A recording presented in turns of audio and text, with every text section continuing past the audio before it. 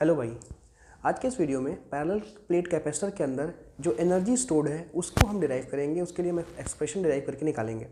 इसके पहले हमने आपको पैरेलल प्लेट कैपेसिटर क्या होता है, उसका कैपेसिटेंस कितना होता है, वो सब बता रखा है। अगर आपने नहीं देखा तो आपको डिस्क्रिप्शन में लिंक मिलेगा, आप उसको वहाँ से देख सकते हैं।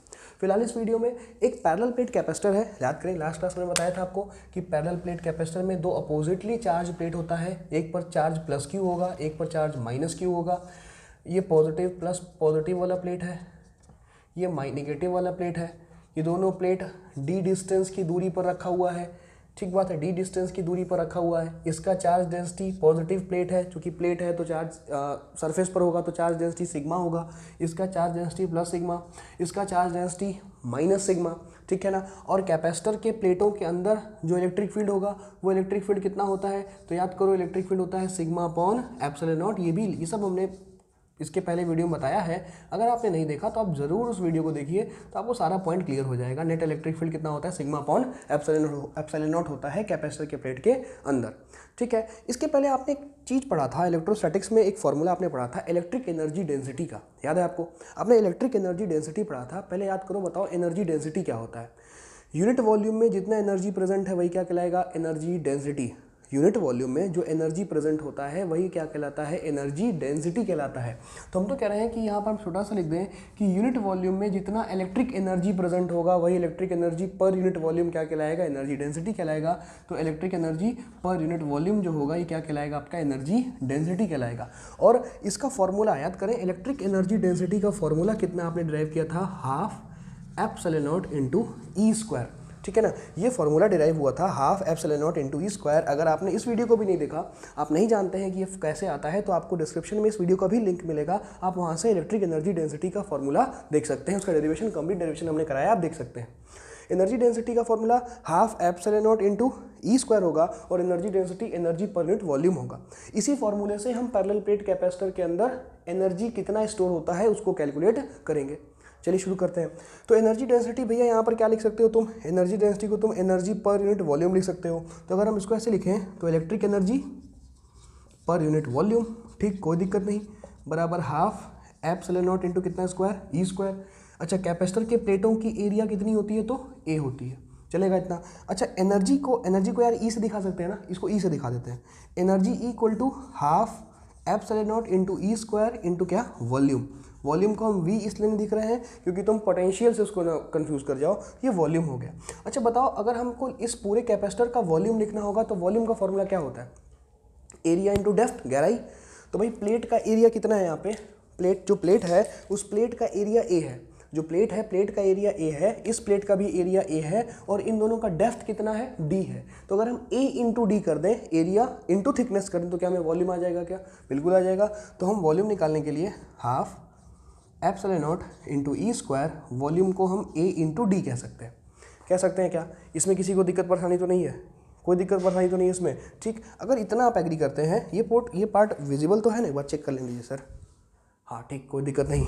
तो अब हम कह रहे हैं कि अब हम क्या यहाँ पर कुछ इस तरह से कर सकते हैं, कैसे, E equal to half epsilon naught, बताओ प्लेटों के अंदर कितना इलेक्ट्रिक फील्ड होता है, सिग्मा अपॉन एप्सिलॉन नॉट। तो यार इसको सिग्मा अपॉन एप्सिलॉन नॉट का होल स्क्वायर कर दिया, ई का स्क्वायर है इंटू ए इंटू डी, इसमें भी किसी को दिक्कत नहीं होगा।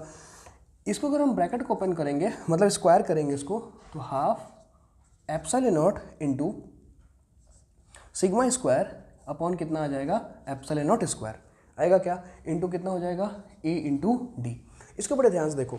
अब इसको हम थोड़ा सा रीअरेंज करने जा रहे हैं। इसको जो है हम थोड़ा सा क्या करेंगे, रीअरेंज करेंगे और रीअरेंज करके इसे एक बहुत ही सुंदर सा फॉर्मूला बनाएंगे। इसको कैसे रीअरेंज कर सकते हैं, यहाँ पर आप देखिए, यहाँ पर हमें दिख रहा है सिग्मा स्क्वायर, ठीक बात है ना, और ये दिख रहा है हमको, पहले आपको ये क्लियर हो गया ना, हमने इसको क्या किया, ये इलेक्ट्रिक फील्ड अंदर कितना होता है, अंदर जो इलेक्ट्रिक फील्ड होता है वो होता है सिग्मा अपॉन एप्सिलॉन नॉट। तो हमने सिग्मा अपॉन एप्सिलॉन नॉट को यहाँ पर पुट कर दिया। अब हम उसका क्या कर रहे हैं, उसका हम स्क्वायर कर रहे हैं, ठीक है ना। यहाँ आगे बढ़ने से पहले सिग्मा क्या होता है, सिग्मा चार्ज डेंसिटी होता है यार। सिग्मा किसके बराबर होता है, charge per unit area. Sigma equals to क्या होता है, Q upon A, charge per unit area. तो क्या सिग्मा को भी हम बदल सकते हैं, half epsilon naught, sigma square है तो यहाँ से सिग्मा स्क्वायर करिएगा तो क्या आएगा, क्यू स्क्वायर अपॉन ए स्क्वायर, रख दीजिए, Q square epsilon not square into A into D, चलेगा क्या, कोई दिक्कत तो नहीं है। एक ए, एक ए से ए के चला जाएगा और यहाँ पर बचेगा half epsilon not Q square. अरे यार एक एप्सिलॉन भी मर जाएगा, उसको भी मार के खत्म कर दो, ठीक है। ये एप्सिलॉन नॉट से एक एप्सिलॉन नॉट भी चला जाएगा, ठीक है ना। तो नीचे क्या बच गया, epsilon not a into D बचेगा। अच्छा एक बात बताओ, ये डी यहाँ पर है तो एक मैथमेटिकली अगर हम इसको ऐसे लिख दें तो कोई दिक्कत है क्या? डी को नीचे ले आए, अगर डी को नीचे लाएंगे तो epsilon not a upon D कर सकते हैं, फिर डी जो ऊपर जाएगा वही हो जाएगा। और epsilon not a by D क्या होता है, किसी भी पैरेलल प्लेट कैपेसिटर के कैपेसिटेंस का फॉर्मूला कितना होता है, epsilon not a by D. Parallel plate capacitor के कैपेसिटेंस का फॉर्मूला कितना होता है, epsilon not a by D. ये कैसे आता है, अगर आपको मालूम है तो ठीक है, नहीं मालूम है तो डिस्क्रिप्शन में आपको लिंक मिलेगा, या जो ये प्लेलिस्ट चल रही है इसी प्लेलिस्ट में आप देखेंगे तो आपको इसका भी डेरिवेशन मिल जाएगा कि कैसे epsilon not a by D आता है, ठीक।